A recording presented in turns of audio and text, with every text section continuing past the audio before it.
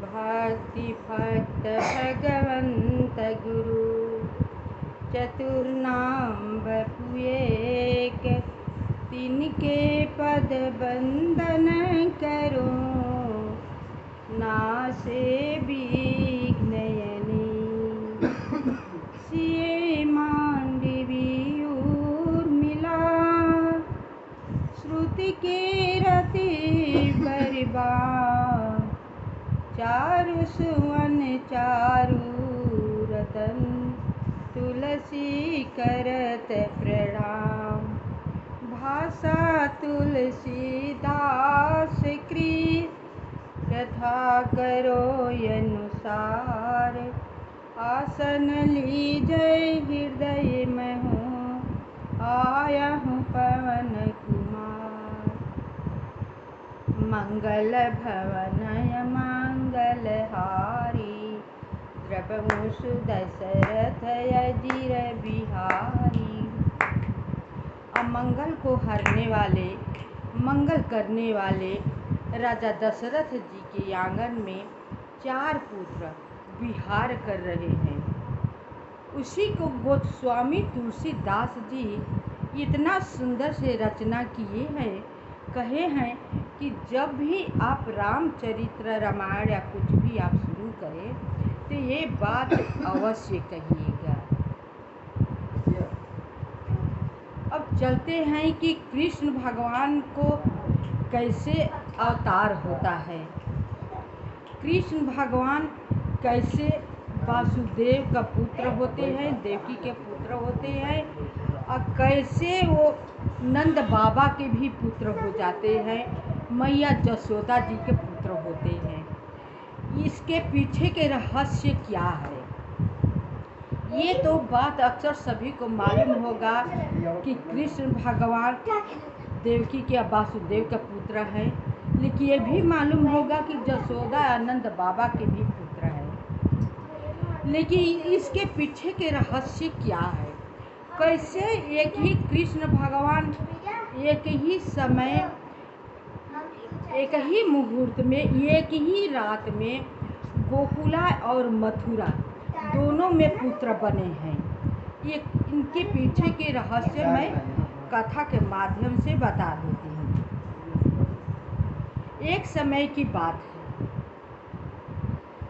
एक पंडित पंडिताइन दोनों रहा करते थे, लेकिन लोग बहुत गरीब थे, अति लोग गरीब थे। पंडित जी जब भिक्षा मांग कर लाते थे तो वो लोगों को भोजन खाने को मिलता था, लेकिन इतना वो लोग धर्मिष्ठ थे कि अगर उनके दरवाजे पर कोई आ जाए तो अपने उपवास रह करके उस आदमी को भोजन कराते थे।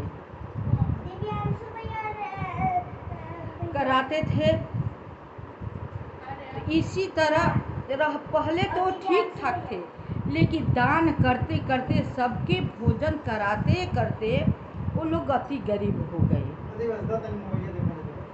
जब अति गरीब हो गए तो यहाँ तक कि अब पंडित जी पेट भरने के लिए गांव में घूम घूम कर उन्हें भिक्षा मांगना पड़ा। जब भिक्षा मांग कर लाते थे तब वो दोनों का पेट पालन होता था। इसी तरह उनका कार्यक्रम चलने लगा।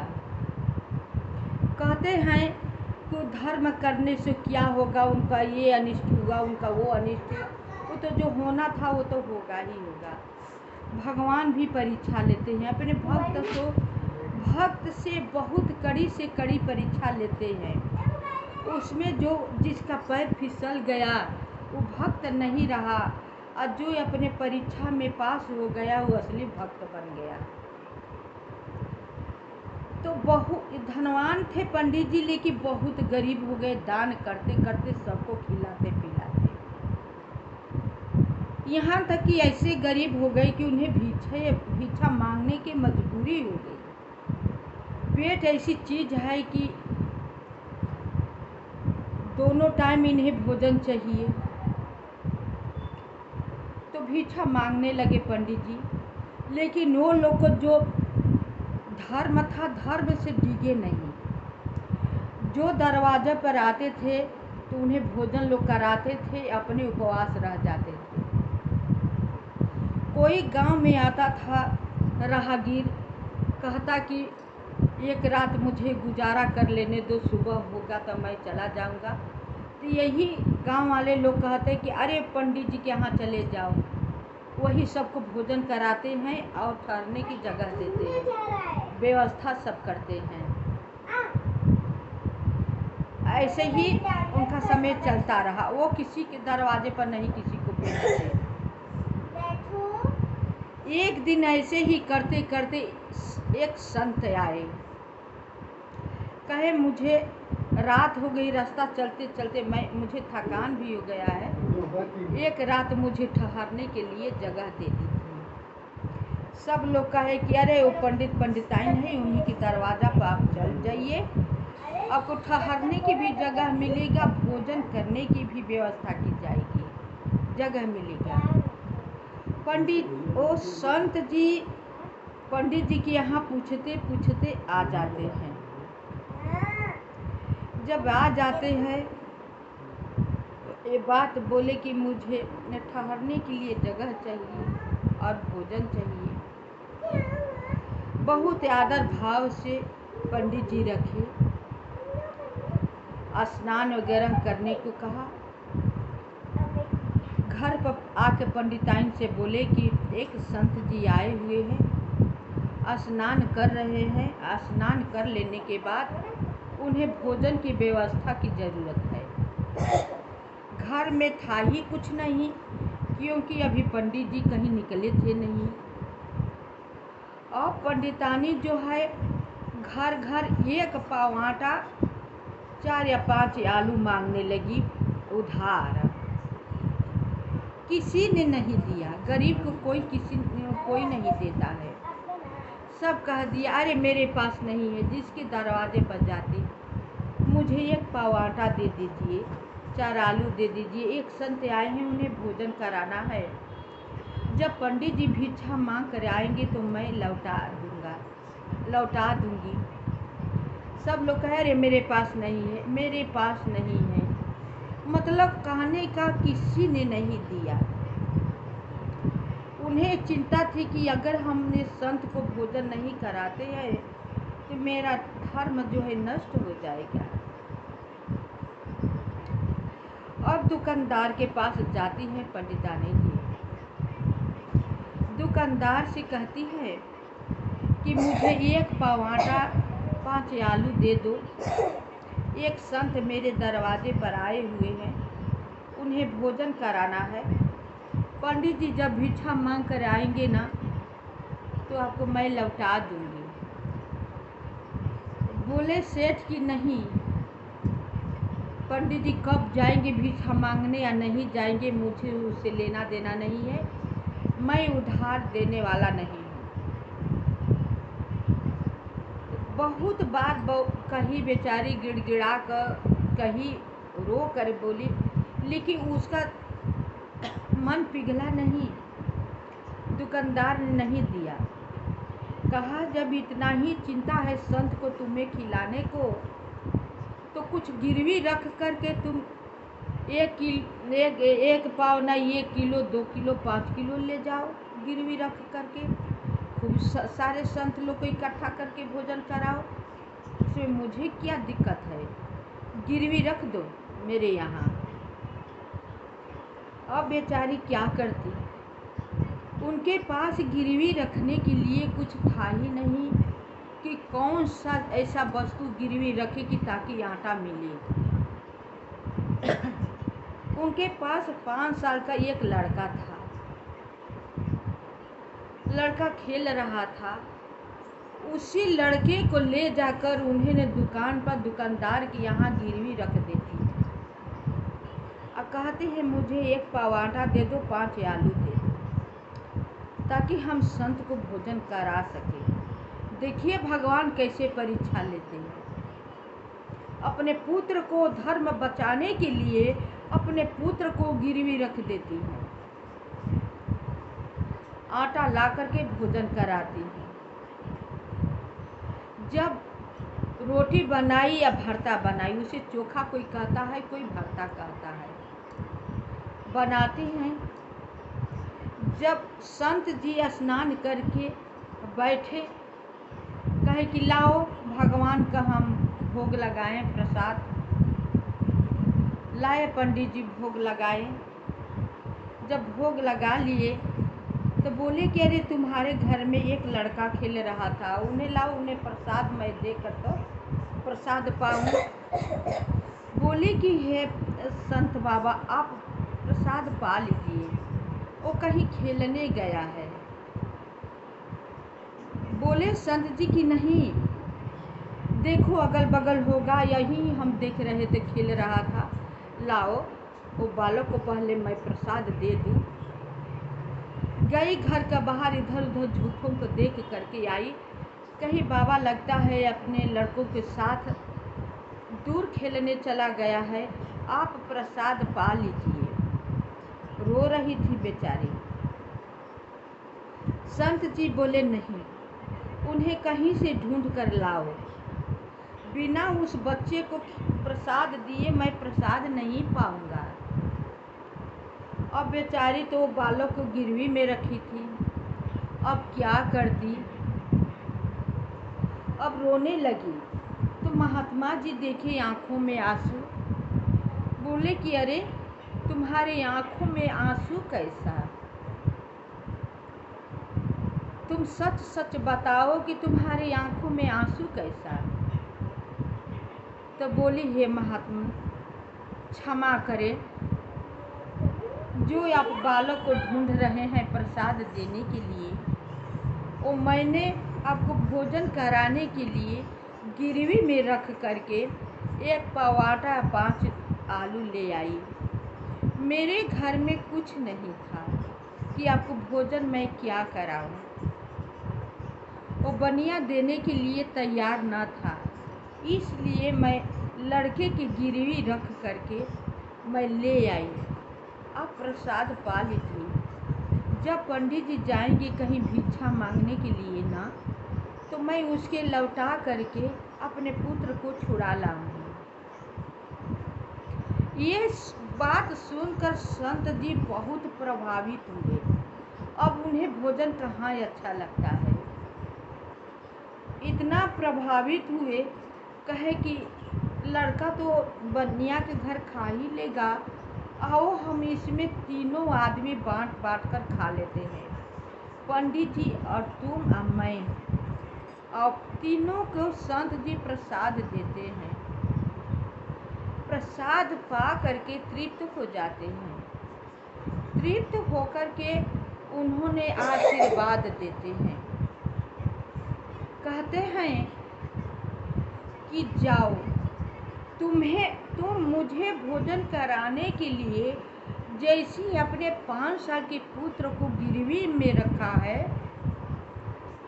ये जन्म में तो नहीं, पूर्व जन्म में तुम नंद बाबा के वेश में, पंडित जी नंद बाबा राजा होंगे गोकुल में, और तुम जसोदा मैया बनोगी। तुम्हारे आंगन में बच्चे पर से लेकर छोटे शिशु से लेकर के 12 वर्ष भगवान खेलेंगे, तुम्हारे गोद में भगवान खेलेंगे। यहाँ तक कि नहीं, गोकुल भर सबको मोहित करेंगे, स्वयं भगवान ही रहेंगे।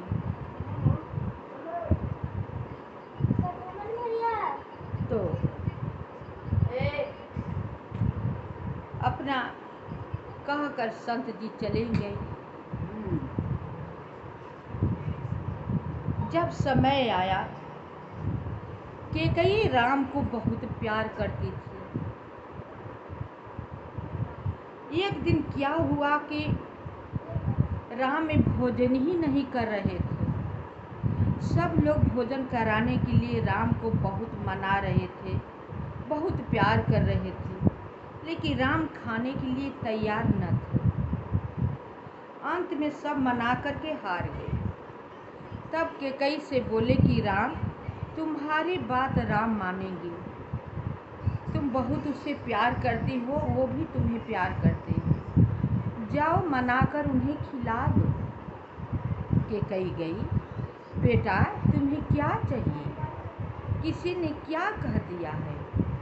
भोजन क्यों नहीं कर रहे हो? चलो भोजन कर लो। राम बोले, हाँ मैं भोजन नहीं करूँगा। बोली, क्या चाहिए तुम्हें किस चीज़ का तकलीफ है? जो मांगूंगा तुम दे दोगी। क्या रे, अपने राम के लिए तो मैं अपने प्राण तक दे दूंगी, और चीज़ क्या चीज़ है? चलो पहले भोजन तो कर लो, अपने प्राण न्यौछावर कर दूंगी। बोले, प्रभु श्री राम जी, मुझे प्राण नहीं चाहिए। बोले, क्या चाहिए बोलो तो। तब हे प्रभु श्री राम जी अपना रूप दिखाते हैं चतुर्भुज कि मैं पुत्र नहीं हूँ, मैं तो विष्णु भगवान हूँ। मैं पुत्र के रूप में आप सबके घर में पुत्र बनकर अवतार लिया हूँ, सारे दुष्टों को संहार करने के लिए। पृथ्वी पर बहुत दुष्ट हो गया है, पाप बढ़ गया है। तो बोली, हे प्रभु, तो पैरों पर गिर गई। आपको क्या चाहिए इसके कई से?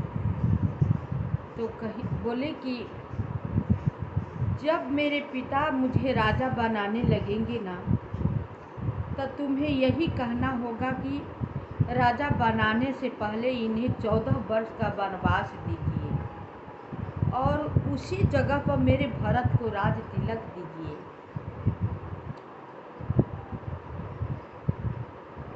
कुछ देर के लिए तक कैकई चुप सन्न रह गई, कुछ बोलती ही नहीं। लेकिन अंत में बोली, चलो भोजन कर लो, मुझे स्वीकार है। बोले, राम जी इतना ही नहीं, तुम्हें लोग गालियां देंगे। मृतलोक में अपने पुत्री को तुम्हारा नाम कोई नहीं रखेगा। कैकई से लोग बहुत घृणा करेंगे।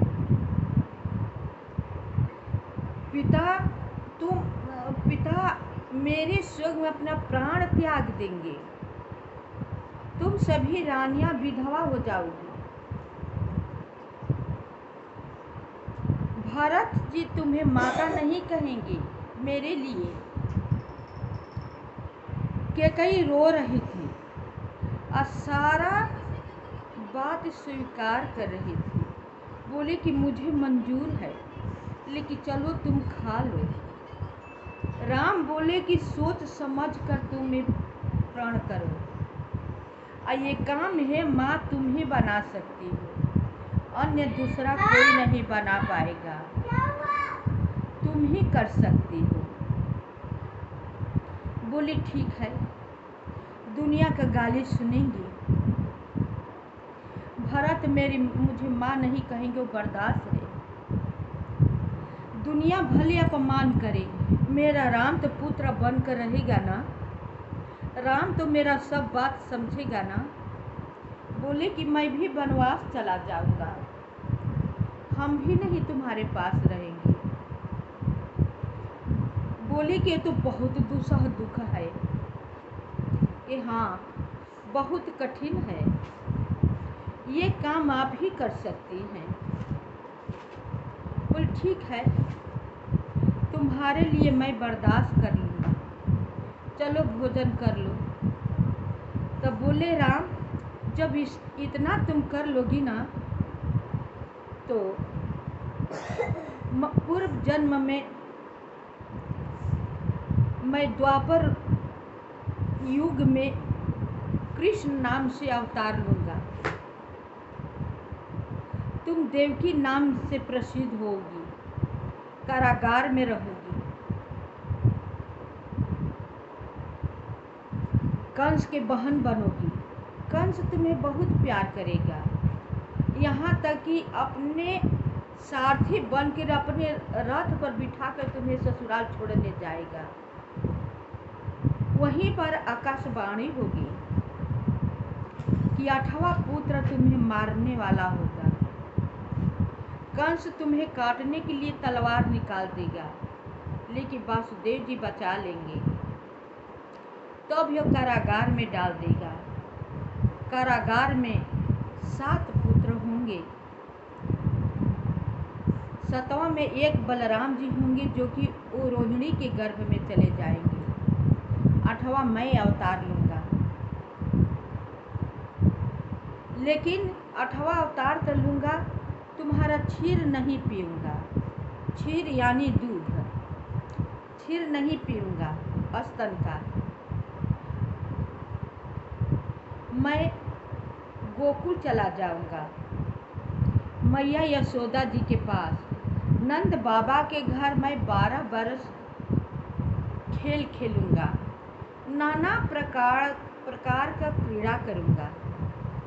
उनके यहाँ एक माया रूप में लड़की अवतार लेगी। वही उसी रात आएगी। सुबह होगा, कंस लड़के के इंतजार करेगा, लेकिन लड़की उसे मिलेगी। उन्हें पटकने के लिए प्रेरित करेगा। जो भी पटकने के लिए लेगा वो उड़कर आकाश में आकाशवाणी बोलेगी कि अरे दुष्ट, तुम्हें मारने वाला इस धरती पर अवतार ले चुका है। अब कंस सबको खोजने लगेगा, लेकिन मैं नहीं मिलूँगा। 12 वर्ष जब पूरा हो जाएगा तो कंस ही के बुलावा पर मैं आऊँगा। सबसे लड़कर सबको मारकर सबको कारागार से मुक्त करूँगा, राजगद्दी पर बिठाऊँगा। आप ही के पास मैं रहने लगूँगा। यही कृष्ण भगवान अवतार का कथा है। कैसे कैसे कृष्ण भगवान मैया यशोदा के पुत्र हुए और माता देवकी के पुत्र हुए। ये कथा आप सब पूरा सुनना।